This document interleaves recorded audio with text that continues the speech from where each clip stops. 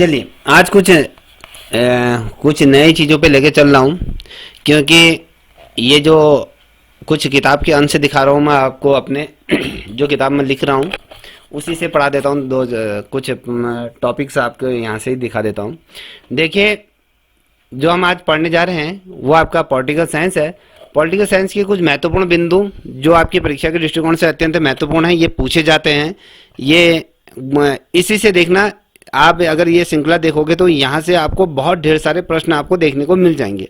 जितने भी बच्चे देख रहे हैं उसको बहुत सिंसियरली इस चीज़ को लेके चलिएगा, ठीक है। अब जब हम बात करते हैं कि संविधान की, जब हम बात करते हैं संविधान का जो गठन किया गया था, वो संविधान का निर्माण, जो संविधान सभा का गठन, संविधान सभा में कुछ प्रमुख आवाजें उठी जिसमें भारतीय संविधान के उद्देश्यों को लेकर, जो लोगों के अधिकार थे, जो आदिवासी रहे हों या दलित रहे, पृथक निर्वाचन की मांग हो या संघवाद रहा हो, या केंद्र और राज्य के बीच किस प्रकार से नीति निर्देशक तत्वों की अगर हम बात करते हैं तो वो रहा हो, फिर राज्य की शक्तियों का किस प्रकार से बंटवारा हो, किसके पास कितनी शक्तियां रहनी चाहिए, कौन शीर्ष में रहेगा, ये तमाम चीज़ों का डिस्कस ये संविधान सभा में ये तमाम चीज़ें हुई संविधान को लेकर, ठीक है। फिर हमारा ये होता है कि राष्ट्र की भाषा को किस प्रकार से प्राथमिकता दी जाए, राष्ट्रीय भाषा को किसको बनाया जाए, और दलील दी कि हिंदी के प्रभुत्व का डर भारतीय संस्कृति, जो भारतीय नीति के भाषाई राज्य ही जो थे, जो ये सदन में तो ये उठा, क्योंकि उस समय अगर आप देखोगे जब आपका अगस्त कैबिनेट मिशन आया था, तो कैबिनेट मिशन में भी तो वही हुआ था ना कि हिंदी को जब रखा गया था कि भले इसको राष्ट्रीय भाषा के मध्य नजर रखो, तो वहाँ पर भी उसका प्रस्ताव ठुकरा दिया था। अगर आपने देखा होगा, जब आपने देखा होगा माध्यमिक आयोग देखा, तो माध्यमिक आयोग में भी वही हुआ था। जब आपने 1948 का जो विश्वविद्यालय कमीशन था, तो उसमें भी जो राष्ट्रीय भाषा को महत्व देने के लिए वो कहा गया था, तो ऊपर जो बैठे हुए जो शीर्ष नेतृत्व में जो बैठे थे वो तो 3 लोग, 5 कमेटी के सदस्य थे, 3 उसमें से 3 जो थे वो आपके विदेशी वो थे, और साथ ही जो इंग्लिश में जो बोलते थे उन्होंने हिंदी को डाउन कर दिया। उन्होंने कहा हिंदी को नहीं रखा जाएगा, हिंदी पे भी विचार किया जाएगा।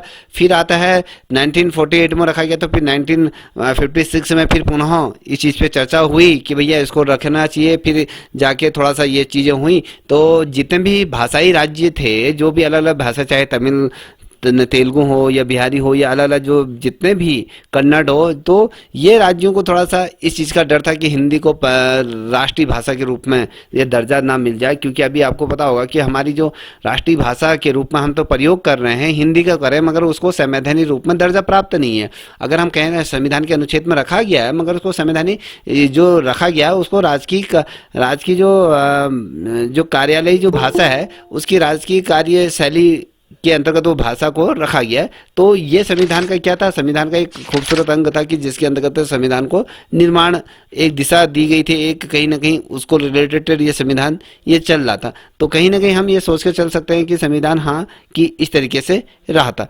अब हम बात करेंगे कुछ महत्वपूर्ण फैक्टों पर बात करेंगे।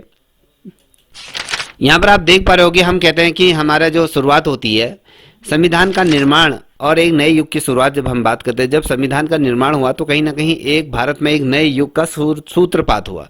क्योंकि हमने इससे पूर्व अगर हम देखें, चाहे हमने ब्रिटिशरों का दंश झेला हो, चाहे हमने जो मुगलों का दंश झेला हो, या जितने भी यहाँ पर रजवाड़े रहे हैं या उनके अधीन जो रहे, तो जहाँ पर एक नया 19वीं शताब्दी का जब समय आता है तो हमने एक नए युग में क्रांतिकारी युग ये रहा, जहाँ पर व्यक्ति को स्वतंत्रता प्राप्त ये हुई, अपने विचारों को रखने की स्वतंत्रता प्राप्त हुई। अब हम बात करते हैं कि संविधान का निर्माण की जब हम बात करते हैं, भारतीय संविधान का अगर निर्माण की बात करें तो एक महत्वपूर्ण ये प्रतिक्रिया थी जिसमें राष्ट्र संघ के लिए एक संविधान बनाने का काम किया गया। देखिए, मैंने अभी पूर्व में ये कहा था कि संविधान की आवश्यकता क्यों पड़ी।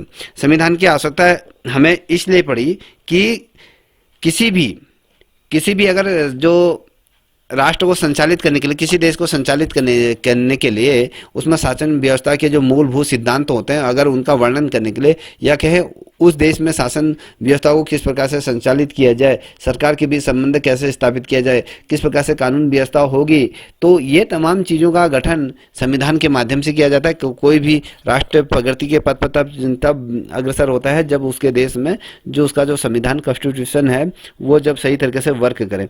तो इसलिए इसका महत्व रखा कि हमने कहा कि संघों को मिला के राष्ट्र बना। ठीक है, तो राष्ट्र और संघों के बीच किस प्रकार इसके समन्वय होना चाहिए, किस प्रकार के संबंध होने चाहिए, तो ये इसमें एक महत्वपूर्ण ही काम रहा। हम बात करते हैं कि संविधान एक राष्ट्र की रचना करता है, जिसमें संसद होता है, शासन होता है, नागरिक के अधिकारों की बात करते हैं, कर्तव्यों की बात करते हैं, सरकार के अन्य जितने में संस्थाएं होती हैं उनकी बात करते हैं, और साथ ही न्यायपालिका की बात करते हैं, और साथ ही जितने भी अन्य जो मूलभूत तत्व रखे गए हैं उनको निर्धारित करने के लिए एक ऐसा मूलभूत दस्तावेज के रूप में कार्य करता है। अगर हम देखें, अगर हम कॉन्स्टिट्यूशन की बात करते हैं तो संवैधानिक दस्तावेज के रूप में हम इसको जानते हैं, जिसमें हम क्या करते हैं, शासन के उन मूलभूत सिद्धांतों का हम उसमें वर्णन करते हैं, जिसके अनुरूप क्या किया जाता है, किसी भी राष्ट्र या किसी भी देश को या राज्य को शासन व्यवस्था अगर हम संचालित किया जा सकता है, किससे, संविधान से किया जा सकता है। और किसी भी देश की अगर हम बात करें तो संविधान से शासन के जो मूलभूत आदर्श होते हैं उनका संकेत हमें मिलता है। और साथ ही अगर कहें जो सरकार के जितने विभिन्न अंग हमने आपके सामने रखे हैं, चाहे वो सरकार की रचना करने हो, सदन हो, शासन हो, या नागरिक हो, उनके अधिकार हो या कर्तव्य हो, सरकार के जो सहायक संस्थाएं हैं या न्यायपालिका की अगर बात करें, जितने भी मूलभूत जो चीज़ें हैं उनके बीच क्या होता है, कहीं ना कहीं समन्वय स्थापित करते हैं, या कहें उनके बीच किस प्रकार का अंतर्मुखी संबंध और शक्तियों का संतुलन किस प्रकार से बनाया जाता है, तो ये होता है। और यहाँ पर देख पा रहे होंगे, ये कहता है कि संविधान एक राष्ट्र के नागरिकों के अधिकारों, कर्तव्यों, सरकार की संरचना और साथ ही शक्तियों और जो राष्ट्रीय संस्थाएं होती हैं, और न्यायपालिका की बात करें, राजनीतिक प्रतिक्रिया और अन्य राजनीतिक जो सामाजिक मूलभूत स्तरों की से क्या है, इसको संचालित किया जाता है। देखिए, अगर हम बेसिकली बात करें तो ये जो संविधान है, संविधान क्या करता है, सरकार के साथ जनता के संबंधों का भी कहीं ना कहीं निर्धारण करता है, और साथ ही इसके द्वारा क्या किया जाता है, जो राजनीति जो व्यवस्था होती है उसके जो बुनियादी ढांचे होते हैं कहीं ना कहीं उसका भी निर्धारण करता है। और इसके अंतर्गत क्या होता है, जनता के जो ये अगर हम कहें जो भी पूरा अधिकार दिया गया है, जनता ही इसमें जनार्दन के रूप में कार्य करती है, जनता में ही पूरी शक्तियाँ क्या है, निर्मित है। अगर हम बात करते हैं कि भैया किसी भी राष्ट्र के संविधान की अगर हम बात करते हैं, उसमें जो दिए गए जो दर्शन की निहित, अगर एक शब्द आता है निहित आता है, निहित दर्शन का क्या करता है, ये निर्धारण करता है वह किस प्रकार सरकार को चलाता है, या कहें उसके बीच किस प्रकार के संबंधों को विस्थापित करता है, ये तमाम चीज़ें इसके अंतर्गत होती है। तो बेसिकली अगर हम देखें, एक परिधि होती है, एक परिधि के इर्द गिर्द ये सारी चीज़ें जो घूमती हैं, तो वो संविधान के ही इर्द गिर्द सारी चीज़ें घूमना शुरू कर देती है। अब हम बात करें यहाँ पर, अभी तक तो हमने संविधान के नए युग की बात करा, तो अब हम बात करते हैं संविधान है क्या। पहली बात, संविधान क्या है? संविधान नियम उपनियम का एक ऐसा लिखित दस्तावेज है जिसके अनुसार सरकार का संचालन किया जाता है। ये एक परिभाषा ये होगी, हमने ऊपर भी आपको परिभाषा। संविधान क्या है, तो आप ये देख पा रहे होंगे संविधान। अगर मीनाक्षी मैं आपसे क्वेश्चन करूं कि भाई बेटा संविधान क्या है, तो आपका आंसर ये होना चाहिए कि संविधान नियम और उपनियम का एक क्या है, ये लिखित दस्तावेज है। बेटा आपकी जो ये बहन जो है ना, ये दिव्या, इसको भी साथ में बैठाओ, उसके लिए भी ये बहुत ज़्यादा महत्वपूर्ण है, उसको भी सामने बैठाओ। ये हाई स्कूल में उनके भी पूछा जाएगा। तो यहाँ पर क्या है, संविधान नियम और उपनियमों का क्या है, एक ऐसा लिखित दस्तावेज होता है जिसके अनुसार क्या होता है, सरकार का संचालन किया जाता है। देखिए, ये जो दस्तावेज होता है, इस दस्तावेज के ही आधार पर क्या होता है, सरकार का गठन कैसे किया गया है, सरकार को किस प्रकार से संचालित किया है, सरकार की शक्तियां किस प्रकार किसमें निहित होंगी, तो ये तमाम चीजें दी गई। अब इसके अंदर कहा जाता है कि यह देश की राजनीतिक व्यवस्था का बुनियादी ढांचा निर्धारित करता है। अब जो देश का जो बुनियादी ढांचा होता है जिससे देश को निर्मित किया जाता है, जिससे हम कहते हैं कि तीन चीजें होती हैं, कार्यपालिका, न्यायपालिका और आपके जो व्यवस्थापिका, जो भी हम तीन कहते हैं, तो ये तीनों से मिलके क्या बनता है, हमारा ये बुनियादी ढांचा बनता है। और हम कह रहे हैं कि प्रत्येक संविधान उस देश के आदर्श और मूल्यों का दर्पण होता है। देखिए, हमारा अगर हम अपने देश की बात करते हैं, तो हमारा जो देश है, हमारा देश क्या है, अनेकता पे एकता का ये देश है, भिन्नताओं का ये हमें यहाँ पर चीज़ें दिखाई में, अलग अलग धर्मों का एक ये देश है, मगर जो संचालित होता है, मगर यहाँ पर अलग अलग कम्युनिटियाँ रहती है, अलग अलग धर्म ये रहते हैं, और उन सभी को जो नियम कानून के तहत जो चलते हैं, तो जो स्वतंत्रता देती है वो संविधान देता है। उस देश के आदर्श जो होते हैं, हमारे हर चीज़ आदर्श के लिए, हमारा उद्देश्य, हम संविधान को बना के हमारा क्या उद्देश्य अचीव करना चाहते हैं, ये सारी चीजें, वो मूल्य का जो दर्पण होता है, उस दर्पण में कहीं ना कहीं हम अपने देश का प्रतिबिंब देखते हैं। जब हम अपने देश की बात करते हैं तो वहां पर ना हिंदू, मुस्लिम, सिख, ईसाई कोई नहीं होता है, हम सिर्फ एक भारतीय होते हैं, हम जहाँ पर अपने भारत को रिप्रेजेंट करते हैं, तो उन मूल्यों की बात ये करता है। अब ये देख पा रहे होगे कि संवैधानिक विधि देश के सर्वोच्च विधि होती है।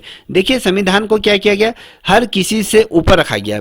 अगर हम देखें, ये कहता है कि संवैधानिक विधि देश की सर्वोच्च विधि होती है। अगर हम बेसिकली अगर हम देखें, समय भारत में संविधान से बड़ा शायद कुछ भी नहीं है। अगर हम ईश्वर को भी कहें तो ईश्वर के ऊपर भी हमने क्या रखा है, संविधान रखा है।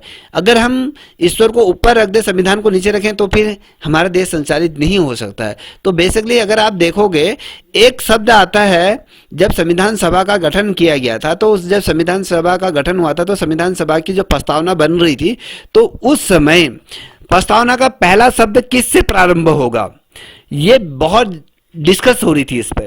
तो जिन बच्चों ने बहुत डीपली पढ़ा होगा उसको पता होगा कि ये क्या चीज कह रहा हूं, कि जब प्रस्तावना का गठन हो रहा था, जब प्रस्तावना में ये कहा गया था कि हम भारत के लोग भारत को संप्रभुत्व संपन्न ये राष्ट्र बनाने के लिए क्या करते हैं, एक कटबद्ध तरीके से जो हम प्रतिज्ञा लेते हैं।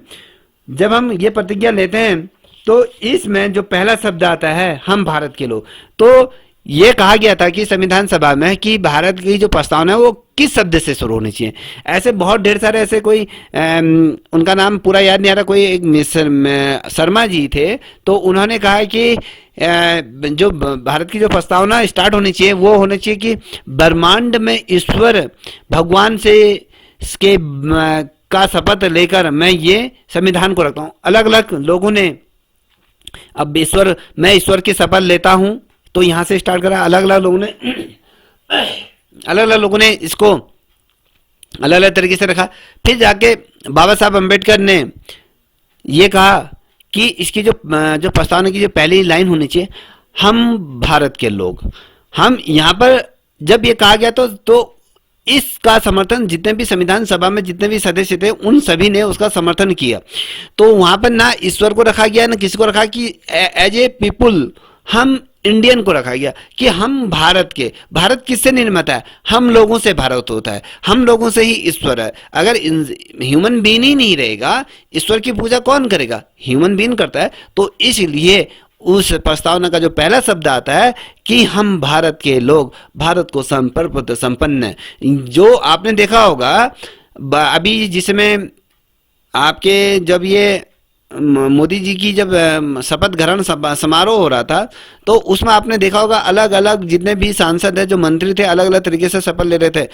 हाँ, कोई कह रहा था कि मैं ईश्वर को साक्षी मानकर ये करता हूँ, तो किसी ये कहता है कि मैं संविधान की शपथ लेके कहता है कि संविधान से ऊपर कुछ नहीं है, तो संविधान को लेके चलते हैं। तो ये इस चीज को रखा है। ये कहता है कि संवैधानिक विधि देश की सर्वोच्च विधि होती है। अगर मैं यहाँ पर 4 ग्रंथ रख दूं, 4 अलग अलग धर्मों के ग्रंथ रख दूं, तो उन ग्रंथों के ऊपर जो ग्रंथ रखा जाता है वो आपका कौन सा रखा जाता है, ये रखा जाता है आपका संविधान। संविधान सभी ग्रंथों से ऊपर रखा गया, क्योंकि अगर हम किसी एक ग्रंथ को ऊपर रख दें तो दूसरा ग्रंथ कहेगा मैं ऊपर हूँ, मेरी ज्यादा वैल्यू है। वो इसमें क्या होता है, लड़ाई झगड़ा हो जाता है। तो सबसे ऊपर संविधान को रखा है। अगर कुछ भी चलता है तो संविधान के दायरे के अनुसार ही चलते हैं। तो याद रखिएगा, अभी आपने देखा होगा तिरुपति बालाजी में अभी एक लड्डू कांड हुआ था जिसमें बीफ मिला हुआ था, तो उस पे भी जो वो निर्णय तो ऐसा नहीं हो रहा ना कि वो भी तो सुप्रीम कोर्ट गया है, वो भी तो संविधान के ही अनुसार उस पर फैसला आएगा। क्या चीजें होंगी वो तमाम चीजें फिर बाद में डिस्कस हो। कहने का मतलब है मेरा कि ये कहता है कि वैधानिक विधि देश की सर्वोच्च विधि होती है और सभी अन्य विधि इस पर आधारित होती है। और सारी चीजें क्या होती हैं, इस पर आधारित होते हैं। अगर मान लीजिए किसी को कोई मौलवी है, कोई पादरी है, अगर उसको कोई तकलीफ होती है तो वो अपने धर्म ग्रंथ का सहारा नहीं लेता। वो जो लेता है वो कहता है कि मुझे संविधान, जो मेरे संवैधानिक द्वारा जो मुझे अधिकार दिए गए हैं, तो उसकी दुहाई देता है। वो अपने कुरान की दुहाई नहीं देगा, ना अपनी गीता की देगा, ना अपना वो बाइबल की देगा, ना अपने गुरु वाणी की देगा। तो बेसिकली अगर कहें तो इसीलिए संविधान को सर्वोच्च रखा गया। यहाँ पर आप देख पा रहे हो अगला बिंदु है कि संविधान एक जड़ दस्तावेज एक जड़ दस्तावेज नहीं होता है, ये एक जड़ दस्तावेज नहीं होता है, बल्कि यह निरंतर पनपता रहता है। ये कहने का मतलब है कि संविधान एक ऐसा नहीं है कि उसको आपने ऐसा लेके चलो कोई किसी को गाड़ दिया है, उसकी जड़ नहीं फैलेंगी, वो सूख गया है वो पेड़, जो अपनी जड़ें नहीं फैली, जहां तक उसकी जड़ें फैली हैं तो फैल गई, तो अब वो उसकी जड़ें नहीं फैलेंगी।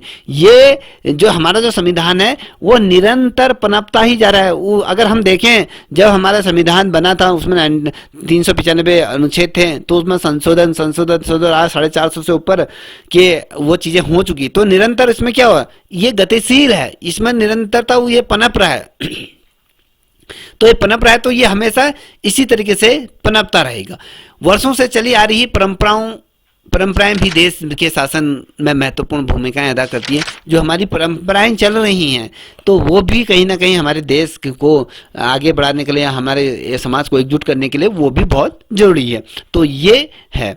अब हम बात करते हैं अगला, यहाँ पर आप देख पा रहे होंगे, ये कहता है कि संविधान राज्य की विधायिका, कार्यपालिका और न्यायपालिका, इन 3 चीजों से बनकर क्या है, संविधान का मूल ढांचा बना हुआ है। और हम इसमें हम कहते हैं कि हम जब कहते हैं कि संविधान का जो चौथा स्तंभ के रूप में हम कहते हैं, जो मीडिया को कहते हैं, जो मीडिया है तो इसको हम चौथा स्तंभ कहते हैं, मगर आज की मीडिया चौथा स्तंभ भी नहीं है। तो बेसिकली मीडिया को चौथा स्तंभ के रूप में कहा जाए, जो इन तमाम चीजों को निष्पक्ष होकर वो रखती, तो इसलिए चौथा स्तंभ के रूप में माना गया था।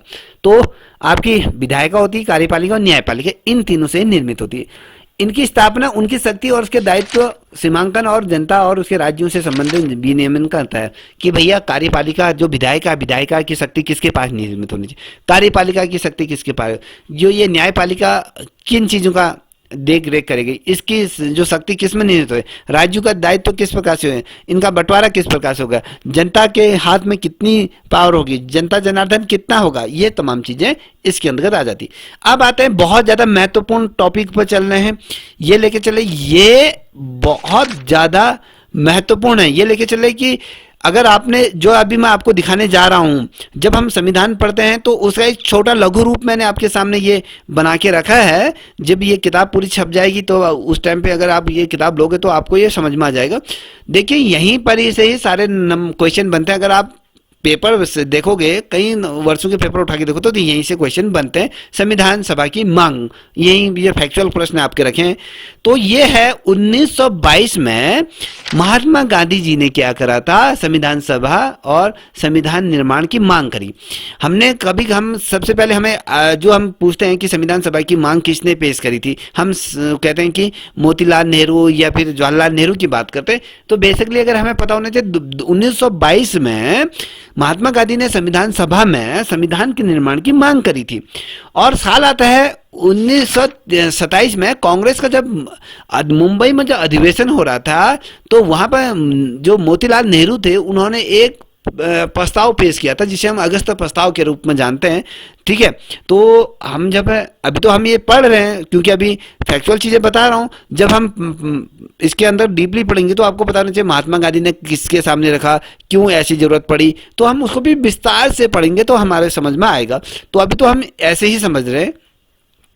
तो ये देखिए कि फिर आता है साल 1934 में कांग्रेस कार्य समिति ने पहली बार संविधान सभा की औचित्य जो औपचारिक रीति की मांग प्रस्तुत की। क्वेश्चन क्या बनता है कि सबसे पहली बार संविधान की औपचारिक रीति की मांग किसने रखी थी। ठीक है, आपके सामने अगर जिस बच्चे ने पढ़ा होगा उसको समझ में आएगा, जो बच्चे आ रहे हैं जा रहे हैं उनके दिमाग में ये चीजें नहीं आएंगी। जो समझेगा कि भैया किसने रखी, पहली बार संविधान सभा की जो औपचारिक जो रीति की मांग जो प्रस्तुत की गई थी, वो की गई थी 1934 में। कांग्रेस का जो कार्य समिति थी उसने इसको रखा। फिर आते हैं 1940 में, जो लॉर्ड लिथोगो के है ये, तो लिनलोगोथो करके ये है, तो इसने क्या करा, अगस्त प्रस्ताव को स्वीकार करा। देखिए जो ये अगस्त की हम बात करें, जो मोतीलाल नेहरू ने जो एक प्रस्ताव रखा था ना, ये प्रस्ताव जिसे हम अगस्त प्रस्ताव के नाम से हम जानते हैं, तो ये प्रस्ताव को स्वीकार किया गया। तो भारतीय संविधान का निर्माण और भारतीयों का प्रतिनिधित्व संविधान सभा द्वारा किया जाएगा। तो इसके द्वारा जब ये स्वीकार किया गया था, जो ये प्रस्ताव स्वीकार किया गया था, तो इसको याद रखिएगा। अब बात है, साल आता है 1942 में, स्टीव ना सैनफोर्ड किप्स की अगर हम बात करें, जो किप्स मिशन की जब हम बात करते हैं, तो उसने भारतीय जितने भी नेता थे उनको क्या बोलना है, वार्ता के लिए ये वार्ता करने के लिए इनको भारत ये आए, ये क्योंकि ये ब्रिटेन में थे, तो इंग्लैंड में थे, तो इंग्लैंड से जब ये किप्स मिशन की मांग उठी तो उन्होंने कहा चलिए भारतीयों की जो मांग उठ रही है चलो इस पर भी हम डिस्कस करेंगे, और भारतीय नेताओं से वार्ता करने के लिए बेसिकली 1942 में ये किप्स भारत आए। और इन्हीं के नाम से जो किप्स मिशन होता है, अगर हम कहें संविधान में जो सबसे महत्वपूर्ण जो अपनी भूमिका जो निर्वाह करता है, जहां से संविधान का निर्माण प्रारंभ होता है, तो वो किप्स मिशन ही होता है। 1942 को हम जब किप्स मिशन को पढ़ते हैं तो यहीं से ये आता है। ठीक है, फिर आता है साल 1946 में क्या होता, भारत के जो मंत्री थे, जो पैट्रिक लॉरेंस और व्यापार मंडल के अध्यक्ष सर स्टेफोर्ड, जो क्या है, किप्स ने क्या करा था, ये नौवहन विभाग के क्या करा था, एड ए एलेक्जेंडर थे इसके, क्या थे कि ये जो ये इसका नाम जो रखा गया था, बेसिकली अगर मैं कहूँ तो 1966 को किप्स मिशन के नाम से इसको जाना गया। याद रखिएगा, बेसिकली अगर पूछा जाता है कि 1946 को किस नाम से जाना जाता है, तो ये कैबिनेट मिशन, किप्स मिशन के रूप में हम जिसे जानते हैं, तो ये जाना गया, तो याद रखिएगा। अब आते हैं, यहाँ पर देख पा रहे होंगे, कैबिनेट मिशन ने संविधान सभा के कुल जो सदस्य संख्या थी, हमने पूर्व में आपको बताया था, यहाँ पर हमने अगर आपको दिखाएं तो हमने ये कहा था, ये देखिए हमने कहा था 13 दिसंबर 1946 को जब पंडित जवाहरलाल नेहरू ने जब उद्देश्य प्रस्ताव प्रस्तुत करी, और यहीं से क्या था, जो संविधान की आधारशिला रखी गई थी। क्वेश्चन पूछा जाता है कि संविधान की आधारशिला कब से रखी गई थी, तो जो ये 13 दिसंबर 1946 का था, जो हमने कहा कैबिनेट मिशन, तो इस जो उद्देश्य प्रस्ताव से ही आधारशिला रखी गई। और यहाँ से ही क्या था, जब संविधान सभा में जो कुल सदस्य संख्या थे आपके 389 ये सदस्य थे, उसमें से 292 जो सदस्य थे वो प्रांतीय विधानसभाओं से आते थे, 93 सदस्य देशी रियासतों से आए थे, 4 से जो सदस्य थे वो आपके जो 4 कमिश्नरी क्षेत्र थे, प्रांत थे, जो कमिश्नरों से ये आए थे। और हमने कहा कि एक सदस्य संख्या, जब एक संविधान सभा का एक सदस्य कब चुना जाता है, जहां वो क्या करेगा, 10 लाख लोगों का प्रतिनिधित्व करता है। अगर आज एक सांसद जो चुन के आता है, वो क्या करता है, एक सांसद कितने लोगों का नेतृत्व करता है, वो 10 लाख लोगों का ये नेतृत्व करता है। तो याद रखिएगा, तो ये पता होना चाहिए। ठीक है, अब हम बात करेंगे, देखिए संविधान का गठन की जब बात करते हैं, तो संविधान सभा की गठन की बात करते हैं, तो किप्स मिशन की असफलता के बाद क्या होता है, 1946 में 3 जो सदस्यीय कमेटी, जो सदस्यीय कैबिनेट मिशन, जिसे लॉर्ड पेरेंस लॉरेंस या सर स्टैफोर्ड या क्या किप्स और एलेक्जेंडर, ये भारत भेजे गए, ये 3 लोगों का क्या हुआ था, जब ये कैबिनेट, ये किप्स मिशन जब पूरी तरीके से फेल हुआ, जब वार्तालाप नहीं हुई पाई, ये सही तरीके से जो ये चला था, कि उसके बावजूद भी भारत में विरोध प्रदर्शन होने शुरू हुए कि अपनी संविधान सभा में जोर तरीके से इसका समर्थन करने लगे कि हमें अपना संविधान सभा का गठन करना चाहिए, संविधान की मांग उठी। तो यहाँ पर ये तमाम चीज़ें जो ये आए थे, ये असफल रहा। उसके बाद जब हम बात करते हैं कि जो ये 3 कैबिनेट मिशन आया, तो ये कैबिनेट मिशन में भारत भेजा गया, तब ये तमाम चीज़ें हुई। और कैबिनेट मिशन एक क्या है, एक इसमें प्रस्ताव रखा था, मैंने कहा जिसे उद्देश्य प्रस्ताव हम कहते हैं। तो कैबिनेट मिशन के एक प्रस्ताव द्वारा अंततः भारतीय संविधान के निर्माण के लिए बुनियादी ढांचे के प्रारूप के लिए स्वीकार कर लिया गया, जिसे जो प्रारूप का जो नाम दिया गया था उसे संविधान सभा का नाम दिया गया था। तो याद रखिएगा, हमने आपसे ये मैंने जो बात करी थी, यहाँ पर देख पा रहे होंगे, ये माउंट ब्रिटेन एक आता है, ये आपने अगर पढ़ा होगा, तो यहाँ पर क्या था कि 3 जून 1947 की जो योजना थी, इसके तहत क्या था, जब पाकिस्तान के लिए, जब भारत के लिए जब ये संविधान सभा का गठन हुआ, तो जब पाकिस्तान ने अलग जो अपने देश के लिए मांग उठाई, तो ये जब ये हुई, तो उसमें से जो हमारे जो 300 मैंने कहा जो 300 आपके कितने थे, 389 जो सीटें थी, उसमें से अब जो बच के रह गई थी वो आपकी क्या रहती, 297 जो 99 सीटें बच गई थी। तो हम यहाँ पर यहाँ देखेंगे तो ये कहता है कि कैबिनेट मिशन के अनुसार अगर हम बात करें तो कैबिनेट मिशन क्या है, प्रत्येक प्रांत तय हो गया, ये देशी रियासत थे या राजाओं जो राज्य के समूह और उनकी जनसंख्या के अनुपात में सीटें दी जानी थी। हमने क्या करा, चाहे वो प्रांत का हो या देशी रियासत हो या फिर वो राज्य हो, तो इन क्षेत्रों से जो भी संविधान सभा के सदस्य के रूप में चुन के आएगा, सामान्यतः जो अनुपात रखा गया था वो 10 लाख की जनसंख्या पर क्या होगा, एक सीट की व्यवस्था रखेगी। तो मैंने ऊपर पहले ही बता दिया था, तो यहाँ पर ये देख लीजिए कि 10 लाख की जो सीट है, जो 10 लाख की जनसंख्या पर क्या होगा, एक सीट की व्यवस्था यहाँ पर करेगी थी। ठीक है, अब यहाँ पर देख पा रहे होगी तो संविधान सभा की जो हमने कहा कि 389 जो सीटें थी, उसमें ब्रिटिश सरकार के प्रत्यक्ष शासन वाले, जो कहने का मतलब प्रत्यक्ष शासन का मतलब पता है कि जहां पर उस समय ब्रिटिशरों का शासन व्यवस्था चल रही थी, तो वहां से 296 सीटें वहां से आई। और जो देशी रियासत मतलब जो राजा उस समय होते थे, हमारे जो रजवाड़े हुए थे, जैसे मैं कहूँ कि आपका ग्वालियर रजवाड़ा हो गया या हैदराबाद का रजवाड़ा हो गया, मैं कहूँ या टिहरी रजवाड़ा हो गया, ये रियासत होगी, जितने भी ये रियासतें थी, इन रियासतों से 93 सीटें यहाँ से आई, ये आवंटित ये की गई थी। ठीक है, और जो 4 वो जो थे आपके प्रांतों से ये आ गए थे। अब देखिए 296 सीटों में से 292 सीटों का चयन भारतीय जो ब्रिटिश भारत के जो गवर्नर के अधीन जो 11 प्रांत थे और 4 जो थे, चारों का जो चयन किया गया था, इसमें से 4 जो चयन किया गया था, दिल्ली था, अजमेर ये जो था, और कुर्ग और ब्रिटिश बलूचिस्तान के जो 4 क्या थे, चीफ कमिश्नर के प्रांत थे, जो कि प्रत्येक एक यहाँ से चुने गए थे। ठीक है, ये याद रख लेना कि एक इन जो चाहे एक तो दिल्ली हो गया, एक ये आपके जो आमेर मारवाड़ा था और तुर्ग था, और जो ब्रिटिश बलूचिस्तान से 4 जो कमिश्नरी प्रांत थे, यहाँ से 4 चीफ कमिश्नरों को यहाँ से क्या आए थे, ये 4 लोग यहाँ से आए थे। ठीक है, अब यहाँ पर देख पा रहे होगे प्रत्येक प्रांत की सीटों को 3 प्रमुख समुदाय थे।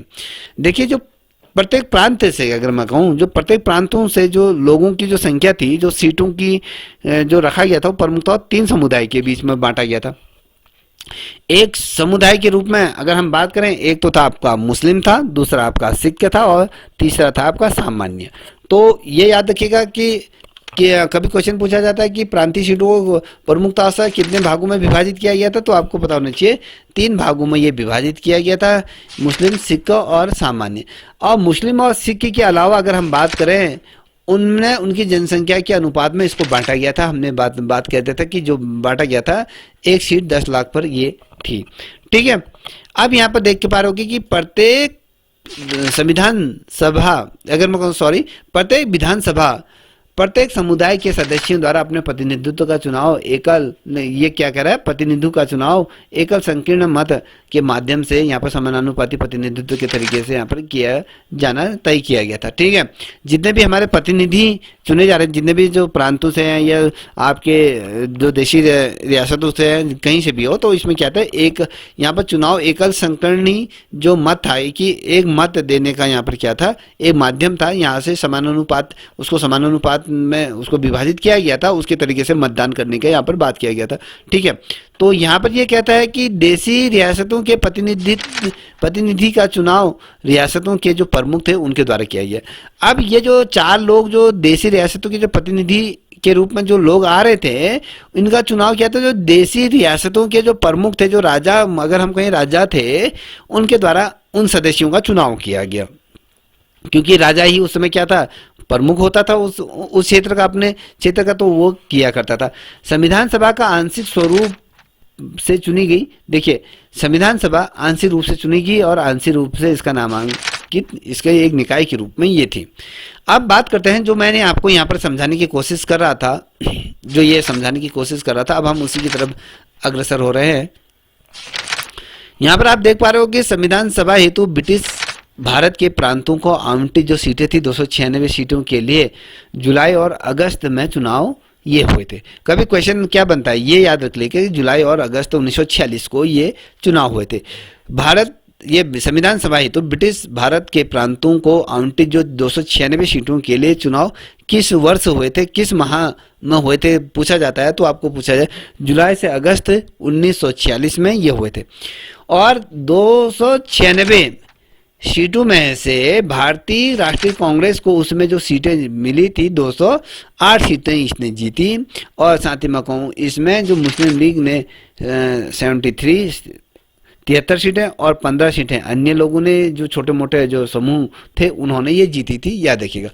अब क्वेश्चन पूछा जाए मुस्लिम लीग ने कितने सीटें जीती थी, ये आपके 73, अन्य ने 15, ठीक है। और साथ ही अगर हम कहें जो राष्ट्रीय कांग्रेस थी उसने आपके 208 सीटें यहाँ पर ले ली थी और यहाँ पर उसने जीत ली थी। अब ये देखिए जब ये हुआ, अब यहाँ पर इसको मैं बाद में बताऊंगा, ठीक है।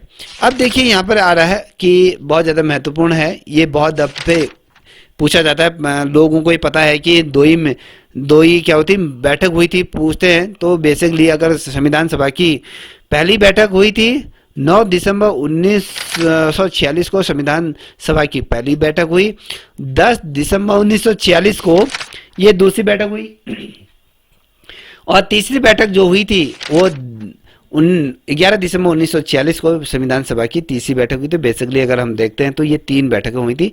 जो क्वेश्चन बनता है वो 2 का ही बनता है, तो 2 का कैसे बनता है तो उसको समझते हैं, ठीक है। यहाँ पर देखें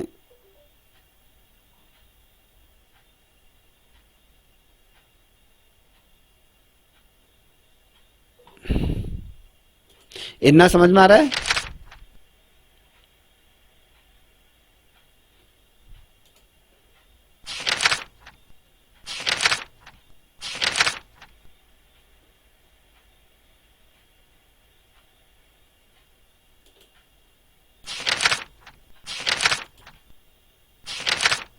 चलिए कोई बात नहीं। चलिए देखिए अब यहाँ से स्टार्ट कर रहा हूँ, ये पूर्व में पढ़ाया था मैंने, आरती समझ लीजिए।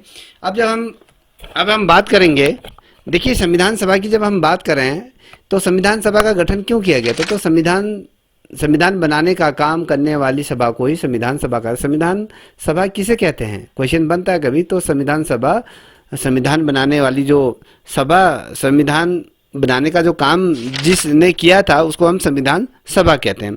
देखिए यहाँ पर आप देख पा रहे होगी कि कैबिनेट मिशन ने ही क्या किया था, संविधान सभा के जो कुल सदस्य संख्या थी, पूर्व में भी पढ़ाया था मैंने, ये 389 और जो आपके 292 जो थे ये ब्रिटिश प्रांतों से, 93 आपकी देसी रियासतों से, 4 के जो प्रतिनिधित्व था चीफ कमिश्नरों से आए थे। हमने यहाँ पर अभी आपको मैंने ये दिखाया कि यहाँ पर मैंने कहा कि संविधान सभा हेतु ब्रिटिश प्रांतों से 296 सीटें आवंटित हुई। और जो ये चुनाव हुआ था ना, आपको याद रखिएगा, कभी क्वेश्चन पूछा जाता है कि ब्रिटिश भारत के प्रांतों को आवंटित जो किए गए जो सीटें थी उनमें आम चुनाव किस वर्ष हुआ था, तो आपको पता होना चाहिए जो 296 सीटों पे जो चुनाव हुआ था, याद रखिएगा ये 296 जो सीटों पे जो चुनाव हुआ था वो हुआ था आपके जुलाई से अगस्त के महीने में 1946 में। ये देखो क्वेश्चन है, संविधान सभा हेतु ब्रिटिश भारत के प्रांतों को आवंटित 296 सीटों के लिए प्रत्यक्ष प्रथम निर्वाचन किस वर्ष हुआ था, क्वेश्चन बनता है तो जुलाई टू अगस्त 1946 को ये हुआ। इसमें से 296 सीटों में से जो भारतीय कांग्रेस को जो प्राप्त हुए थे 208 सीटें ये प्राप्त हुए थे, मुस्लिम लीग को 73 सीटें प्राप्त हुई थी और साथ ही जो ये अन्य जो छोटे मोटे दल थे उनको ये 15 सीटें थी। हमने यहाँ पर ये भी कहा था कि जो संविधान सभा की 3 बैठक हुई थी, पूर्व में भी पढ़ा लिया था कि 9 दिसंबर को ये हुआ था, 10 दिसंबर को हुआ था, 13। मुझे थोड़ा सा ये बताओ ना मैम, ये बताओ पहले 9 दिसंबर को क्या हुआ था, बता सकती हैं? चलिए आरती तुम ही बताओ 9 दिसंबर को क्या हुआ था। संविधान सभा की पहली बैठक हुई। क्या हुआ था पहली बैठक, तो यहाँ पर स्पष्ट तौर पर लिखा है संविधान सभा की पहली बैठक हुई थी। हुआ क्या था इसमें? स्थायी अध्यक्ष बनाया था डॉक्टर सच्चिदानंद सिन्हा। स्थायी अध्यक्ष बनाया गया। फिर 10 दिसंबर को क्या हुआ था?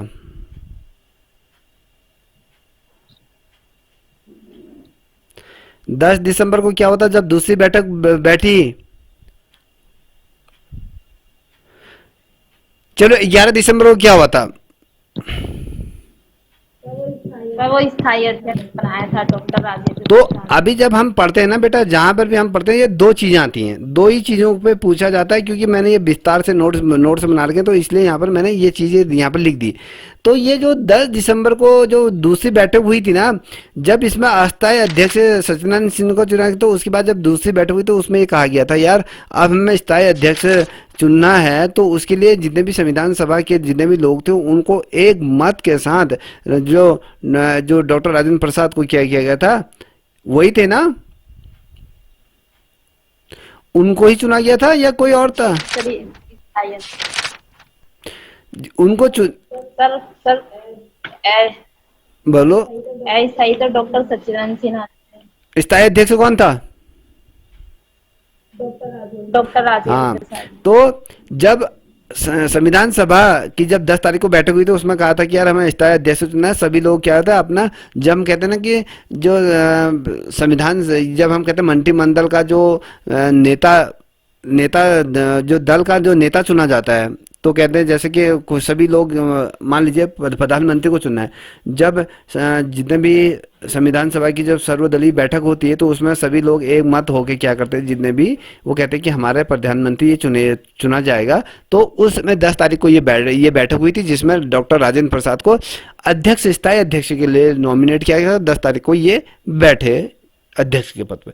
ठीक है, अब देखिए हमने ये बता दिया कि संविधान सभा को बनने का जो समय लगा था 2 साल 11 माह 18 दिन का ये समय लगा था, आप सभी को पता होगा।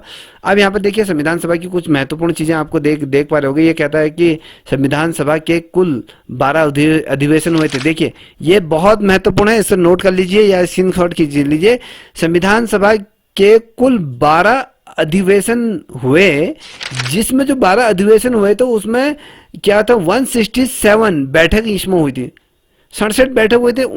167 बैठकें इसमें हुई, 12 अधिवेशनों में 167 बैठकें हुई।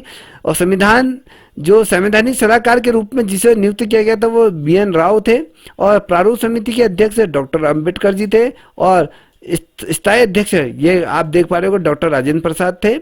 और साथ ही यहाँ पर अगर हम देखें संविधान सभा के उपाध्यक्ष हरेंद्र कुमार मुखर्जी और VT कृष्णाचारी ये थे, और मूल अधिकार और प्रांतीय जो समिति के जो अध्यक्ष के रूप में सरदार वल्लभ भाई पटेल थे, और जो संघ समिति के अध्यक्ष जवाहरलाल नेहरू प्रधानमंत्री के तौर पर जो थे, तो ये थे। आप देखिए हमने ऊपर पूर्व में ही कहा था कि यहाँ पर आप देख पा रहे होगे बेटा, एक शब्द हमने यहाँ पर पढ़ा था कि संविधान का निर्माण, संविधान सभा का गठन, संविधान सभा के प्रमुख आवाज कि यहाँ पर एक शब्द आता है, ये मैंने यहाँ पर गोल किया, इसको देखो। ये आवाज जब हम कहते हैं तो ये आवाज हम यहाँ पर अब इसको देखेंगे, तो इसको थोड़ा समझने का प्रयत्न करिएगा। तो ये देखिए हम कहते हैं कि संविधान सभा में प्रमुख आवाजें इसको देखो। ये संविधान सभा के सभी जो 300 सदस्यों में, देखिए संविधान सभा में जो टोटल 300 सदस्य थे उनमें जो पंडित नेहरू, वल्लभ भाई पटेल, राजेंद्र प्रसाद, BR अम्बेडकर और ICM मुंशी या आदिल कृष्ण स्वामी अय्यर जैसे कुछ सदस्य उल्लेखनीय इनका योगदान है। देखिए जो ये मैंने ये नाम दिया ना, इन लोगों ने बहुत ही ज़्यादा महत्वपूर्ण इन सभी सदस्यों का इसमें रोल रहा। और पंडित जवाहरलाल नेहरू और साथ ही जो सरदार वल्लभ भाई पटेल की अगर हम बात करें, और राजेंद्र प्रसाद, यह कांग्रेस के उसमें क्या थे, प्रतिनिधि के रूप में थे। कभी क्वेश्चन पूछा जाता है कि प्रारंभ में 1946 में जो संविधान कांग्रेस के जो राष्ट्रीय प्रतिनिधि के रूप में कौन थे, जवाहरलाल नेहरू थे और वल्लभ भाई पटेल थे, और राजेंद्र प्रसाद ये क्या थे, राष्ट्रीय कांग्रेस के प्रतिनिधित्व के रूप में ये इनको जाना जाता है। अब यहाँ पर देख पा रहे होंगे, ये कहते हैं जब ये तमाम चीज़ें हो रही थी, हम किसकी बात करें, संविधान सभा की जब चीज़ें हो रही हैं, तो यहाँ पर देखिए जवाहरलाल नेहरू ने राष्ट्रीय ध्वज के प्रस्ताव के साथ महत्वपूर्ण उद्देश्य संकल्पना को पूरा किया। देखिए उद्देश्य प्रस्ताव जिसे हम कहते हैं तो इन्होंने रखा था, तो जवाहरलाल नेहरू ने क्या, जो राष्ट्रीय ध्वज के प्रस्ताव को भी रखा और साथ ही उसके महत्वपूर्ण उद्देश्य और संकल्पना को पूरा किया। जबकि जो सरदार वल्लभ भाई, देखिए यहाँ से कुछ चीज़ें समझने की कोशिश करें। हम यहाँ से बहुत ज़्यादा महत्वपूर्ण चीज़ें बता रहा हूँ। पूरा संविधान आज मैं थोड़ा सा बता दे रहा हूँ आपको, तो फिर हम इसको, आप जब मैडम कह रही थी कि हमने पढ़ लिया था, मैडम हम अब इसको बहुत और पहले से विस्तार में पढ़ेंगे। अभी तो मैं आपके सामने ओवरऑल एक ये मान लीजिए, मैं क्या कैसे समझा रहा हूँ। मान लीजिए तुम्हारे घर में मैं कहूँगा मैम आपके घर में कितने लोग हैं, आपने कहा कि हमारे घर में 7 लोग हैं, 2 ससुर और मेरे बेटा बेटी, ये करके आपने 7 सदस्यों के नाम मुझे बता दिए।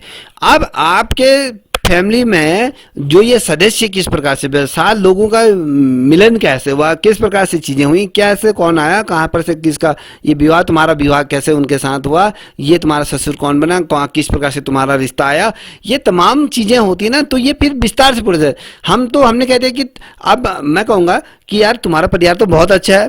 तुम मन में कहोगी हाँ बहुत ही अच्छा है, तुम जानती तो मैं ही हूँ जी, कितना अच्छा है मैं ही जानती हूँ।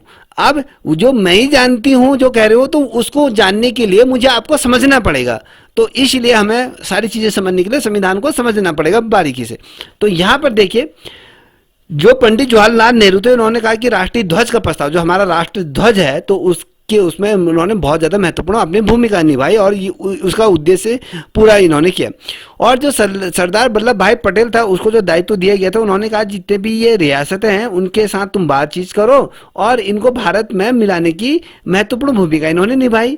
जैसे आपकी मैं कहूँ, आपके पंजाब की रियासत थी, या कहें जम्मू कश्मीर की रियासत थी, हरिसेन से जब उन्होंने हस्ताक्षर कराए थे, टिहरी गढ़वाल, अगर मैं कहूँ गढ़वाल की जो रियासत थी, टिहरी की रियासतें थी, और साथ ही मैंने कहा जो अजमेर और मारवाड़ा की थी, ये अलग अलग जितने भी हमारी जो रियासतें थी, इन रियासतों को मिलाने का कार्य, चाहे हम कहें जो हैदराबाद की रियासत थी, तो सबसे मुश्किल जो रहा पटेल को, जो हैदराबाद की रियासत को मिलाना बहुत टफ रहा।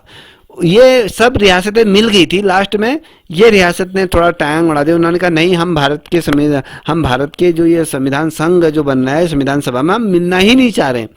हाँ, अब उनके सामने बड़ी समस्या खड़ी उठ गई। पटेल के सामने बड़ी समस्या होगी कि भैया सारी रियासतें मिल गई। अब ये, क्योंकि उस समय वो जो रियासत थी वो तो राजा हुआ करता था, उस प्रांत का, उस क्षेत्र का तो वो पूरा राजा है।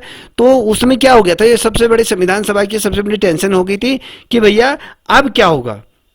भारत एक स्वतंत्र राज्य बना, एक स्वतंत्र राष्ट्र निर्मित हो गया। अब राष्ट्र निर्मित हो गया, राष्ट्र के अंदर एक राष्ट्र, फिर एक देश और हो गया। जब ये रियासत एक देश ही तो है। अब आप कैसे कहोगे भारत पूरा एक स्वतंत्र राष्ट्र है। राष्ट्र कैसे, जब तक वो आपका जो रियासत है वो रियासत नहीं मिलेगी, उसमें विलय नहीं होगा, तब तक भारत पूर्ण रूप से अपने आप को स्वतंत्र देश नहीं कह सकता। अगर मान लो देश का रूप में गठन हो भी जाता, तो जो भारत के बीचों बीच में एक देश होता छोटा सा, जिसे हम कहते हैं, जो हैदराबाद की रियासत जो थी, तो वो मोमडन इलाका। तो यहाँ पर ये जो इलाका था, ये संविधान सभा में इसने विलय होने से बिल्कुल भी मना कर दिया। बड़ी जद्दोजहद से इनको समझाया गया कि भैया भारत जब एक राष्ट्र, एक देश के रूप में होगा, तो देश के अंदर दूसरा देश नहीं हो सकता है। एक देश हो गया, मान लीजिए एक देश है, एक देश के अंदर का दूसरा देश नहीं हो सकता है। जैसे तुम्हारे फैमिली में एक ससुर है, उसके अंदर का तुमको दूसरा ससुर कैसे हो जाएगा भैया। तुम मानोगी तो एक ही ससुर को मानोगी, एक ही परिवार के अंदर का 2 ससुर कैसे मानोगी। अब वो बड़ा ससुर जो है वो वाली बात नहीं कर रहा हूँ, जो आपका बुढ़ा वाला जो ससुर है, मानो जो आपके उनके पापा के पापा वाला नहीं कह रहा हूँ। तो तुम्हारे हस्बैंड के 2 पापा नहीं हो सकते ना, हो सकते ही नहीं हो सकते हैं, हाँ या ना। तो एक ही ससुर होगा, एक ही पति होगा, है ना। तो 2 ससुर तुम कैसे हो गए। तुम कहोगे मैं अपने पति से ये तो नहीं कह सकते कि तुम्हारे तो दो बाप है, वो कहेगा है ही नहीं, मेरे तो एक ही बाप है। तो ये एक बाप को 2 बाप को एक बाप करने के लिए बहुत चने चबाए गए। तो यहाँ पर उन्होंने कहा, उन्होंने कई रिपोर्टों पर मसौदा तैयार करा और विशिष्ट ये विरोधी दृष्टि को निपटाने का भी काम इन्होंने करा।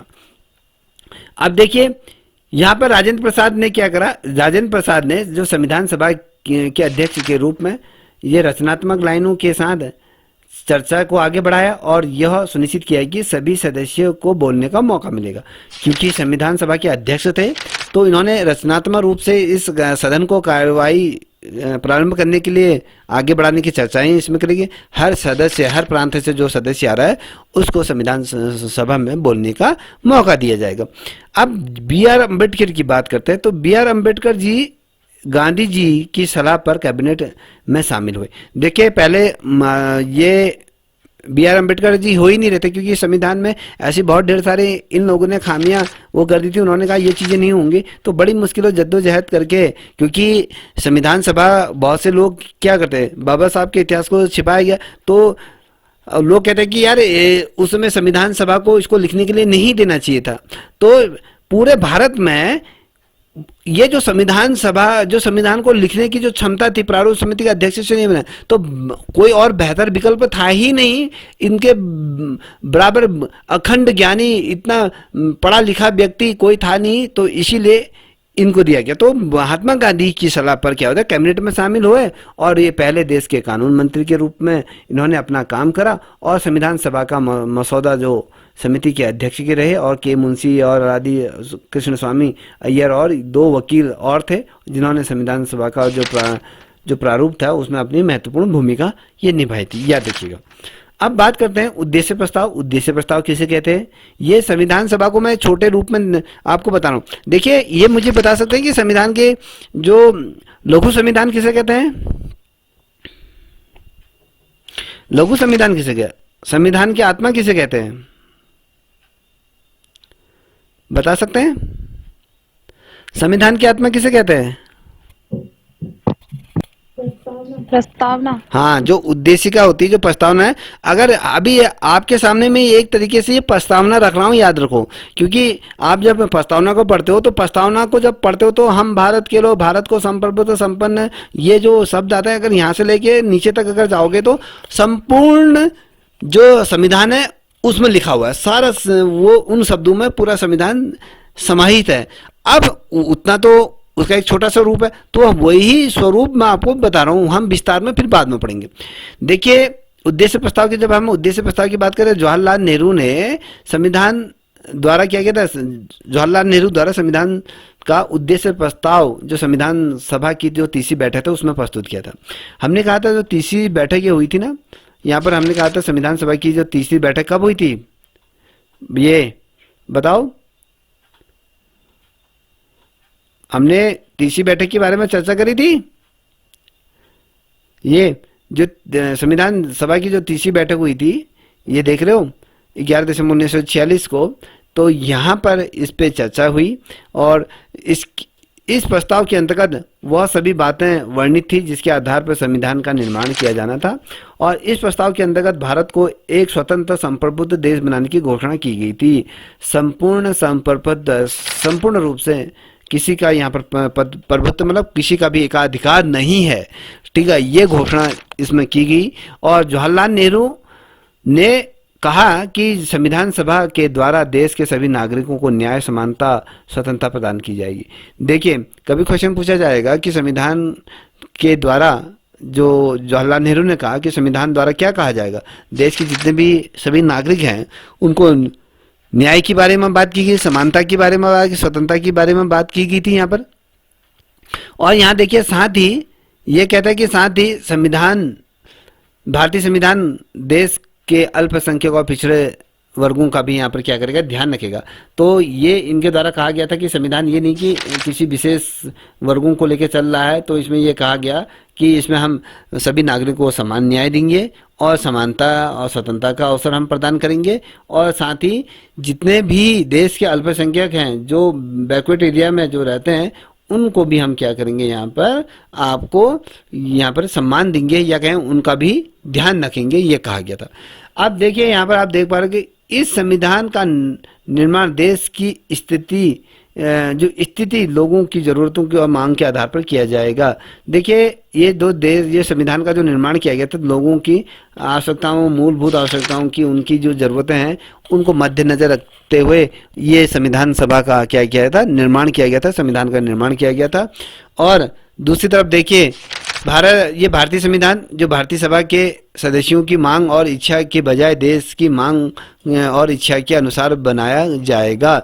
देखिए, जो संविधान सभा में जितने भी लोग सदस्य, मान लो 300 लोग हैं, 389 के 300 लोग जो अंदर बैठे हैं, मान लो 300 लोग अंदर बैठे हैं, 10 लाख पर एक व्यक्ति उसका प्रतिनिधित्व कर रहा है। क्या वो एक व्यक्ति की बातों को ज़्यादा महत्व देना चाहिए या फिर समाज में जो 10 लाख लोगों को हितों के बारे में बात करनी चाहिए? तो इसमें यही स्पष्ट तौर पे कहा गया, संविधान के अंतर्गत जितने भी जो सदस्य बैठे हैं उनकी मांगों की बजाय हम क्या करेंगे, इनकी इच्छाओं की बजाय हम क्या करेंगे, जो ये इच्छा रख रहे हैं हम ये नहीं करेंगे। अगर इनके आधार पर अगर किया जाता तो ये अपने ही लिए, अपने स्वार्थ के लिए सारी चीज़ें करते। तो इसीलिए संविधान में बाबा साहब ने क्या करा कि भैया जो ये देश के उन सभी लोगों के लिए मांग और उनकी इच्छाओं के आधार पर संविधान को गढ़ने का कार्य करा कि भैया जनता जनार्दन ही इसमें प्रमुख होती है, तो उसको मद्देनजर रखते हुए सारी चीज़ों को संपादित किया गया। अब देखिए, भारतीय संविधान का उद्देश्य क्या था। अब उद्देश्य की बात करें तो 13 दिसंबर 1946 को जब पंडित जवाहरलाल नेहरू उद्देश्य संकल्पना की यहाँ पर शुरुआत करी और इसे भारत को एक स्वतंत्र संप्रभुत्व गणराज्य घोषित किया। कभी क्वेश्चन पूछा जाता है कि जो स्वतंत्र और संप्रभुत्व जो गणराज्य घोषित किया गया, ये किस वर्ष घोषित किया गया था। ये अगर क्वेश्चन बनता है तो 13 दिसंबर 1946 को ये जो किया गया था, ये जवाहरलाल नेहरू के नेतृत्व का जो संकल्पना जो पत्र था उसको मद्देनजर रखते हुए ही इसको किया गया था। तो याद रखिएगा, इस प्रकार से ये लाया गया था। ठीक है, अब यहाँ पर देख पा रहे हो, ये कह रहा है कि जिसने अपने नागरिक न्याय, समानता, स्वतंत्रता की गारंटी दी और अल्पसंख्यक, पिछड़े और आदिवासी क्षेत्रों में दबे और पिछड़े वर्गों के लिए पर्याप्त सुरक्षा उपाय आश्वासन दिया और उद्देश्य संकल्पना ने भारत जो संविधान के आदर्शों और रेखांकित किया गया और संविधान का निर्माण का एक फ्रेमवर्क तैयार किया। देखिए, बेसिकली जो संविधान को गढ़ने का जो कार्य किया गया था उसको, उसमें जो चीज़ें महत्वपूर्ण तरीके से जो रखी गई थी उसमें कहा गया था कि जो नागरिक हैं, हमारे देश के जितने भी जनमानस हैं, उनको न्याय मिलेगा, उनके साथ किसी भी प्रकार का भेदभाव नहीं होगा, समानता के आधार पर चीज़ें बटी जाएंगी, स्वतंत्रता की गारंटी दी, आप स्वतंत्र हो, कोई भी आप पे आक्रमण नहीं करते हैं, भाई आक्रमण नहीं हो सकता है, हम इसकी गारंटी देते हैं। और जितने भी बैकवर्ड एरिया में, चाहे वो अल्पसंख्यक हो, पिछड़े हो या आदिवासी हो, तो अल्पसंख्यक मुस्लिम जो पिछड़े वर्ग हैं या कहीं पे आदिवासी क्षेत्र में जो दबे कुचले जो वर्ग हैं, जो समाज में हीन दृष्टि से देखे जाए, जिनको ऊंचा नहीं उठने दिया, तो संविधान ने उनको ऊपर उठने का आश्वासन और सुरक्षा मुहैया कराया। और यह आश्वासन जो दिया गया था, उद्देश्य संकल्पना ने ये सारी चीज़ें संकल्पना के अंतर्गत रखी गई और संविधान के आदर्शों को इसके द्वारा क्या किया गया, रेखांकन किया गया, कहीं ना कहीं एक फ्रेमवर्क तैयार किया गया जिसके आधार पर संविधान को बखूबी तरीके से रचा गया। अब देखिए, ये कह रहा है, नेहरू ने अमेरिकी और फ्रांसीसी संविधान और इसके निर्माण से जुड़ी घटनाओं का उल्लेख किया और उन्होंने कहा, हम सिर्फ उनकी नकल नहीं करने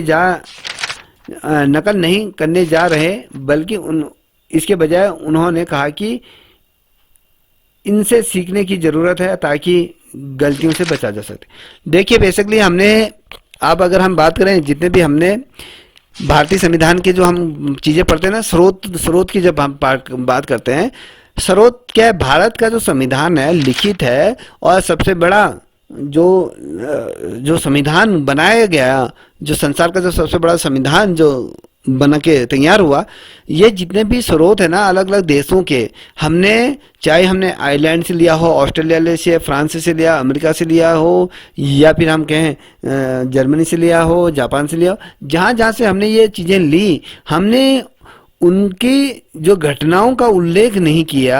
उन घटनाओं को ये कहता है कि जैसे नेहरू ने कहा कि फ्रांस की, हम कहें अमेरिका की, हमने जो संविधान से उनके अच्छाइयों को लिया, हम उनकी नकल नहीं कर रहे हैं, मगर हम उनकी जो अच्छाइयाँ हैं, मान लीजिए कोई व्यक्ति अपने जीवन को बहुत शानदार तरीके से जीना जानता है और हम आदिवासी हैं, हमें पता नहीं कि जीवन कैसे जिया जाता है, तो मैं उस आदमी को कॉपी कर रहा हूं, मगर मैं उसकी तरह नहीं बन रहा हूं, मगर मैं कॉपी कर रहा हूं, मैं उसकी तरह जीवन को अपने हिसाब से अच्छा बनाने की कोशिश कर रहा हूं। तो वही तरीके से ये संविधान में भी था कि अमेरिका हम नकल नहीं करेंगे, जो गलतियां होंगी हमारी उन गलतियों से हम बच जाएंगे, जिसमें कि संविधान में गलतियां ना के बराबर हो, कहीं हम संविधान में कहीं पर कोई गलती की गुंजाइश हो ही ना, इसलिए ये चीजें करें। और नेहरू ने कहा कि भारत में स्थापित की जाने वाली सरकार की प्रणाली को हमारे लोगों के स्वभाव के अनुरूप होना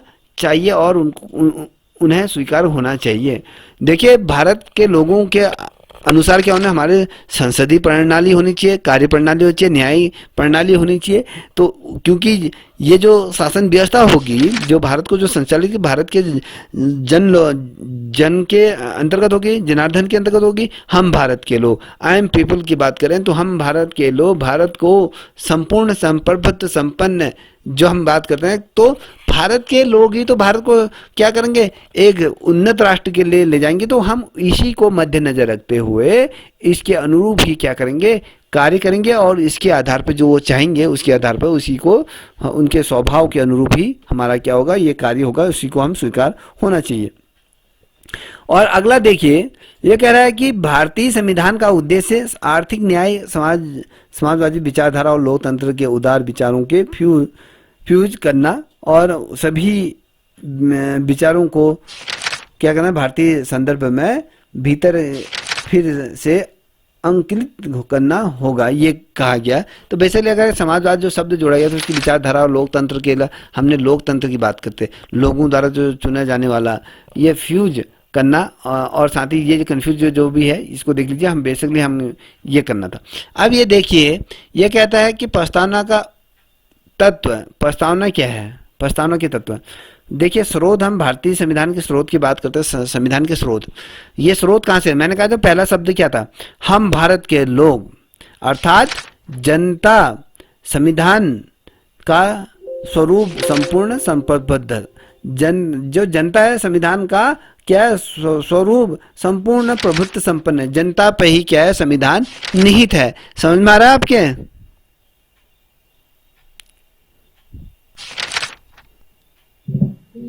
जी सर। क्या है, हम भारत के लोग, अर्थात जो जनता है, संविधान का स्वरूप संपूर्ण प्रभुत्व संपन्न, ये कह रहा है। और देखिए, आप यहाँ पर आप अगला देख पा रहे होगे, संविधान का स्वरूप कैसा होगा। देखिए, स्वरूप की अगर हम बात करते हैं, इसमें समाजवाद, हाँ जी सर, ये प्रस्तावना की पहली लाइन है। हाँ, चलिए, ये देखिए, अब ये कह रहा है कि स्रोत की बात कर रहे हैं, तो स्रोत को देखिए, समाजवादी, पंथनिरपेक्ष, लोकतंत्रात्मक और गणराज्य, ये सारी चीजें इसमें जुड़ी हुई हैं। अब देखिए, संविधान का उद्देश्य, अब उद्देश्य की बात भी देखिए, हमने यहाँ पर क्या पढ़ा, संविधान का स्वरूप कैसा होना चाहिए, समाजवाद होना चाहिए, पंथ निरपेक्ष होना चाहिए, लोकतांत्रिक, गणराज्य होना चाहिए। अब इसका उद्देश्य है न्याय, किसकी न्याय, सामाजिक न्याय, आर्थिक न्याय और राजनीतिक न्याय, सभी को बराबर का होना चाहिए। स्वतंत्रता, विचारों की, हम आपके अंदर जो विचार है उसके उनकी अभिव्यक्ति करने की स्वतंत्रता। विश्वास, किसी पे विश्वास करना है। धर्म की उपासना, अब मान लीजिए मैं हूँ हिंदू, मान लो मैं अपने आप को हिंदू नहीं मानता, मैं कहता हूँ आई एम प्योर नास्तिक, ये जो मैं जो कह पा रहा हूँ ना, जो मैं प्योर नास्तिक हूँ, ये किसके बलबूते कह रहा हूँ, ये संविधान के बल। मैं किसी भी धर्म को नहीं मानता हूँ, कह रहा हूँ, जो मैं किसी भी धर्म का अनुयायी नहीं हूँ, मैं स्वयं ही अपने आप में ही हूँ, ठीक है। मैं किसी भी धर्म, किसी भी को नहीं मानने वाला शख्स हूँ, ठीक है। और ना मैं किसी धर्म की आलोचना कर सकता हूँ, ना मैं किसी धर्म की क्या कर सकता हूँ, उसकी बेइज्जती कर सकता हूँ, मगर जिसकी जो आस्था है वो उस पर रखता है। तो ये जो चीज कहता है, स्वतंत्रता दी गई है ना। अगर आपको मुस्लिम धर्म अपनाना है, मुस्लिम धर्म आप अपना सकती हो, क्रिश्चियन धर्म अपनाना चाहती है क्रिश्चियन, और जो कोई भी धर्म को अपना सकती हो और विश्वास कर सकती हो। किस पे विश्वास करना है, आपको गॉड पे विश्वास करना है तो गॉड पे विश्वास, संविधान पे विश्वास करना है तो संविधान पे विश्वास करो। तो किसकी उपासना की जा सकती है, ईश्वर की उपासना करो। धर्म उपासना, किसकी उपासना कर सकते हो आप, महापुरुषों की उपासना कर सकते हो, आप वो भगवान की उपासना कर सकते हो। ठीक है, तो ये तमाम चीजें। और ये कहता है कि प्रतिष्ठा और अवसरों की समानता, ये हम किसी बात उद्देश्य बात, प्रतिष्ठा कि हम भी समाज में एक ऊंचे औहदे पर पहुंच सके, हमें भी वो प्रतिष्ठा प्राप्त हो। एक विधायक आता है, एक सांसद आता है, उसकी प्रतिष्ठा कैसे हो, एक डीएम आता है ना, एक डीएम आता है तो उसकी प्रतिष्ठा कैसे होती है। अवसरों की समानता कब मिलेगी, जब हम उस लायक पढ़े लिखे लेंगे। हमें सभी को ये है कि मान लीजिए अब अगर हम ये कह दें कि चलो जो आईएएस की जो परीक्षा होती है, जो देश की सबसे बड़ी जो परीक्षा होती है, उसमें तो सिर्फ ये कहा जाए, उसमें ये कहा गया कि ब्राह्मण ही उसमें बैठेंगे, जितने भी मुख्यमंत्री हैं, प्रधानमंत्री हैं, जितने भी राजनेता हैं, उन्हीं के बच्चे उसका प्रतिनिधित्व करेंगे। तो अगर संविधान में ये शब्द नहीं लिखा होता तो फिर ऐसा ही होता। आम आदमी मिडिल जो गरीब है, जो आज गरीब के बच्चा जो रिक्शा चलाने वाला होता है, जो जूता सिलता है, जो मोची का बच्चा भी डीएम बन जाता है। तो ये जो अवसर की समानता जो दी जाती है तो इसके बलबूते हुई जाती। अगर अवसर की समानता नहीं दी जाती तो यहाँ पर कोई भी लोग अपने मन मुताबिक वो चीज़ों पे नहीं पहुंच पाते। मान लीजिए डॉक्टर नहीं बन पाते, डॉक्टर वही बनता है जिसका डॉक्टर का पैसा होता है, वो कहता है मेरा ही बेटा डॉक्टर बनेगा, और समाज में कोई नहीं बन सकता। डीएम का बेटा कहता है मैं डीएम हमारे ही कुल हमारे ही जो कम्युनिटी है उसी से बनेंगे। तो ये होता, तो इसीलिए प्रतिष्ठा और अवसर की समानता है। अब व्यक्ति की गरिमा, अब गरिमा है, कोई भी व्यक्ति है, चाहे वो लूड़ा लंगड़ा हो, चाहे कोई भी राजा हो, रंक हो, कोई भी हो, हर व्यक्ति की अपनी गरिमा होती है। उसकी गरिमा को ठेस नहीं पहुंचाई जा सकती है। ठीक है, आपकी गरिमा आपकी है, फलाने की गरिमा आपकी है। अगर मैं कहूँ बीच बाजार में आपको मैं बेइज्जती करने लग जाऊं, आपकी गरिमा को तार तार करने लग जाऊं, तो उस पर भी मुझ पर क्या वो नहीं कर सकता। व्यक्ति की गरिमा को बरकरार रखना है तो व्यक्ति की खुद की गरिमा होगा। अगर तुम्हारी गरिमा में कोई आंच हो रही है तो वो न्यायालय में वो जो संविधान द्वारा जो आपको अधिकार दिए गए उसके उन अधिकारों का आप क्या कर सकते हैं, प्रयोग कर सकते हैं। और राष्ट्र और अखंडता, हम चाहे हम किसी भी कम्युनिटी के हैं, किसी भी धर्म के हैं, तो अंततः हम क्या हैं, एक भारतीय हैं। हम इस गोले के अंदर, मान लीजिए गोला है, इस गोले के अंदर बहुत से लोग रह रहे हैं, इस गोले के अंदर बहुत से लोग रह रहे हैं, मगर अंततः क्या है, इसी जो गोला है इसी के अंदर एक हम सर्कल के ही अंदर रह रहे हैं। हम क्या उस टाइम पे क्या होंगे, इस जो परिधि है, इस परिधि के अंदर रहने वाले वो समूह में व्यक्ति हैं। अब हमने कहा भारत में जितने भी लोग रह रहे हैं, तो अखंड भारत जब हम कह रहे हैं कि पूरे अलग अलग हैं, तो हम जब कहते हैं कि हम एक भारतीय हैं, हम जब कहीं पर जाते हैं, जब हम कहीं विदेश जाते हैं, कहीं पर भी जाते हैं, हम कहते हैं कि हम एक भारतीय हैं। चाहे वो कोई मुस्लिम भी जा रहा होगा वो कहेगा मैं भारतीय हूँ, कोई सिख भी जाएगा तो मैं भारतीय हूँ। तो ये जो एकता की बात की जाती है, ठीक है, हम सभी में एकता होनी चाहिए। ठीक है, अब बंधुत्वता की बात कहती है, बंधुत्वता के कि हम एक मिलजुल कर रहने की बात की, बंधुत्व एक कोऑर्डिनेशन हम लोगों के बीच होना चाहिए। अब देखिए उद्देशिका की बात में बात कर रहे हैं, तो नेहरू द्वारा क्या किया जाए, द्वारा प्रस्तुत जो उद्देश्य संकल्प में जो आदर्श प्रस्तुत किए गए थे उसे संविधान की उद्देशिका में शामिल किया गया, उसी को ही उद्देशिका कहे जाते हैं। ठीक है, अब देखिए प्रस्तावना की कुछ प्रमुख बातें आपके सामने रख रहा हूं। अभी हमने बात करी थी कि संविधान की प्रस्तावना को संविधान की कुंजी कहा जाता है। ठीक है, यह उसको उद्देशिका भी कहा जाता है, तो याद रखिएगा, ये आप ध्यान रखिएगा। संविधान की प्रस्तावना क्या है, संविधान की जो प्रस्तावना है भारत संविधान की कुंजी कहा जाता है। 1946 में संविधान सभा द्वारा से पेश किया गया, जिसे उद्देश्य प्रस्ताव कहा जाता है, इसीलिए हम उद्देशिका इसे कहते हैं। 42वें संविधान संशोधन को हम क्या कहते हैं, 1976 में हुआ था, समाजवाद, पंथ निरपेक्ष, अखंडता से शब्द जोड़ा गया था, तो इसको भी हम क्या कहते हैं, एक लघु संविधान के रूप में इसको भी हम जानते हैं। ठीक है, अब लोगों का अधिकार, अब लोगों के अधिकार को परिभाषित करने का अलग तरीका था, जो विभिन्न जो समूह के लोगों द्वारा अलग अलग मांगे की गई थी, और इन मांगों पे विचारों पर बहस हुई और चर्चा हुई, और परस्पर विरोध और विचारों पर समेटा गया, और फिर सामूहिक निर्णय लिया गया जिसे आम सहमति बनी। ठीक है, तो आम सहमति इस प्रकार से। अधिकार क्या है, अधिकार किसी व्यक्ति, ये कह रहा है अधिकार किसी व्यक्ति को का अपने लोगों और अपने समाज या अपने सरकार का से दावा, तुम्हारा अधिकार क्या है। अब मान लीजिए 2 पल के लिए यहाँ पर जितनी भी महिलाएं जुड़ी हैं, मान लीजिए आपको करवा चौथ आप व्रत रखती होंगी, आपने अपने पति से कहा कि अगले जो अभी 2-4 महीने बाद जो करवा चौथ आ रहा है तो मुझे उसमें तो मुझे हार चाहिए, तो मुझे तो हार ला के देना, ठीक है। तो ये क्या कहते हो, तुम अपनों से कह रहे हो, आप अपने पापा से कह रहे हो पापा मुझे पैसे की जरूरत है, तो ये अधिकार है आपका। तुम मेरे से तो नहीं कह सकते हो ना कि नेकलेस चाहिए, आपने किसी पड़ोसी से तो नहीं कह सकते तो मुझे इतने पैसों की जरूरत नहीं। जहां पर अधिकार की बात आती है तो ये अधिकार क्या होता है, किसी व्यक्ति का अपनों से, अपने लोगों से होता है, अपने समाज से होता है। आप अपने समाज से क्या करते हैं, उम्मीदें रखती हैं कि मेरा समाज मेरा साथ देगा, और ठीक है अपने सरकार, और सरकार जो आपने चुनी है तो आप सरकार से कह सकते हो कि हमने आपसे नौकरी मांगी थी, आपने नौकरी नहीं दी, तो ये चीजें हैं। तो अधिकार की बात ये कहता है कि दावा तार्किक होना चाहिए, आप जो दावा कर रहे हो वो तार्किक होना चाहिए, दूसरों के अधिकारों का आदर करें, पूरे समाज से स्वीकृति मिलनी चाहिए। अब पूरे समाज में स्वीकृति कैसे मिलनी चाहिए कि जितने भी युवा बेरोजगार हैं, अगर वो एक स्वर में कहें हमको नौकरी चाहिए, हमको झंडे नहीं उठाने हैं, हमें रैलियों में प्रतिभाग नहीं करना है, हम तुम्हारे किसी भी कार्यक्रमों में नहीं आना चाहते, हमें सिर्फ नौकरी चाहिए, तो जब पूरा समाज कहेगा तो स्वीकृति मिल जाती है। और अदालतों द्वारा मान्यता मिली हो, तो ये तमाम चीजें देख लीजिए। अब ये देखिए, अब हम मौलिक अधिकारों की बात करते हैं, तो इसके बाद ये यहाँ तक पढ़ते हैं, तो इसके बाद फिर लंबी चल रही क्लास। तो यहाँ पर देखिए मौलिक अधिकार बहुत महत्वपूर्ण, इसको थोड़ा ध्यान से देखिएगा।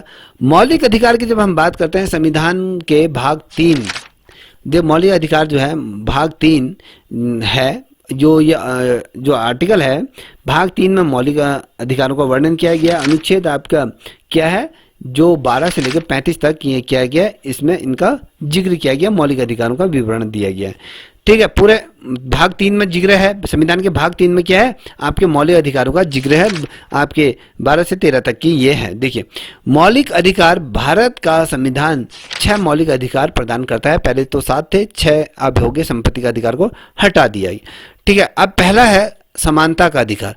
देखिए तुम्हें ये अधिकार जो आपके है ना, ये याद होने चाहिए, मुखाग्री याद होने चाहिए। समानता का अधिकार किस आर्टिकल से किस आर्टिकल, 14 से 18 तक होना चाहिए। स्वतंत्रता का अधिकार क्या है, आर्टिकल 19 से लेकर 22 तक के स्वतंत्रता के बारे में, हम जब स्वतंत्रता के हम बारे में बात करते हैं तो वहाँ पर 19 से लेकर 22 तक के जो आर्टिकल हैं उनके अंतर्गत संविधान में स्वतंत्रता का क्या, कौन सी स्वतंत्रता होनी चाहिए, उस पर डिस्कस, उस पर बात की गई है। और शोषण के विरुद्ध अधिकार, अगर आपका शोषण हो रहा है तो वो आर्टिकल है आपका 23 से लेकर 24 तक के, शोषण किसी भी क्षेत्र में हो सकता है, तो ये आपका क्या, अगर कहीं कोई शोषण कर रहा है तो वो 23 से लेकर 24 का जो आर्टिकल है, 23 से 24 के आर्टिकलों में ये इसका जिक्र किया है। और धर्म की स्वतंत्रता का अधिकार आपके 25 से 28 के बीच में इसका वर्णन किया गया है, ठीक है। 1, 2, 3, 4 हमने बात करी, 2 और बचे। ये कहता है कि संस्कृति और साथ ही जो शिक्षा का अधिकार, हम कहते हैं शिक्षा का अधिकार का जो वर्णन किया गया 29 से लेकर 30 के आर्टिकल में जिक्र किया गया है, ठीक है। और संवैधानिक उपचारों का जो बात करते हैं तो ये आपका क्या है, ये आपके 32 में इसका जिक्र किया गया है, ठीक है। इतना समझ में आ गया है।